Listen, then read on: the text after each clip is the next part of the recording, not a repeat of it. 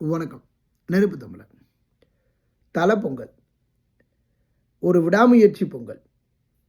விடாமுயற்சி படம் வெளியில் வரலை. ஆனாலும் தலையினுடைய ஒரு பொங்கல் தல பொங்கலாகவே துபாயில் வெளிவந்திருக்கு.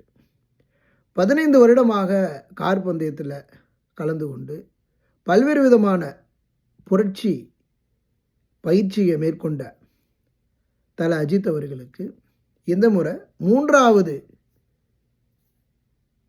பரிசோட ஒரு நாட்டிற்கு மிகப்பெரிய ஒரு பெருமையை சேர்த்துருக்காரு.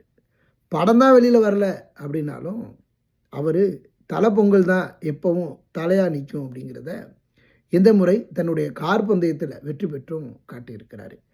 ஆக மொத்தத்தில் விடாமுயற்சி என்பது படத்தில் மட்டும்தான் இல்லை, களத்திலையும் நான் காட்டுவேன்னு காட்டிட்டாரு.